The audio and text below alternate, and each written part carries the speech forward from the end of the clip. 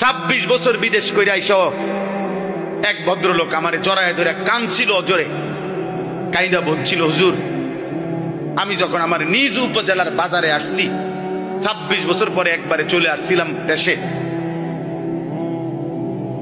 আমার বিবিরে নিয়ে বাজারে গেছি, পুরা বাজারের একটা রিক্সার ড্রাইভার পর্যন্ত, অটোর ড্রাইভার আমারে দেখায় কইডে ওই তাইর জামাই।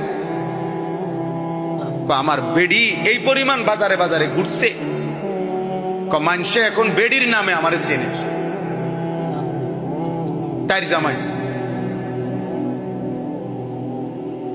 লোকটা খুব কাঁদছিল আমার কাছে, কজর আমি উপজেলার মেন প্রফারে 4 তলা একটা বিল্ডিং করছিলাম বড় আশা নিয়ে, আজে ভাড়া দিয়েই 1.5 লাখ টাকা ভাড়া মাসে পাইতাম, ভাবছি এই টাকা দিয়েই চলবে, আমার আর বিদেশ করতে হবে না, মনে করছি একটা ফ্ল্যাটে থাকবো, একটা ফ্ল্যাটে বাকিগুলার ভাড়া। লজ্জায় মানুষের শেষ পর্যন্ত গ্রামে আগের পুরান ঘরে ফিরে চলে গেছে। কি ভাই, নিজের স্ত্রীর চরিত্র, ছেলে মেয়ের আখলাক আপনার জিম্মাদার, আপনার জিম্মাদার। আজকে এই শেষ কথা, এটা কি পরিমাণ অসভ্যতা, অস্থিরতা, বেহায়াপনা এই সমাজ।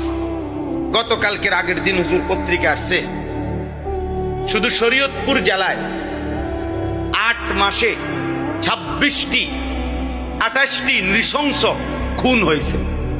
তো এটা নিয়ে ওইখানকার শরীয়তপুর জেলার আইন শৃঙ্খলা রক্ষাকারী বাহিনী সহ সমাজের নেতৃস্থানীয় বিবেকবান মানুষরা মিটিংয়ে বসছে। কারণটা কি? আমি নিজে পড়ছি আমার দেশ পত্রিকার এই রিপোর্টটা, ওইখানে লিখছে 1 নম্বর কারণ, ওনারা চিহ্নিত, হুজুররা না, ওনারা জেনারেল শিক্ষিতরাই চিহ্নিত করছে, ধর্মীয় শাসনের, ধর্মীয় অনুশাসনের অনুপস্থিতি ঘরে ঘরে সমাজে মানুষকে এই পরিমাণ উচ্ছৃঙ্খল বানায় ফেলছে।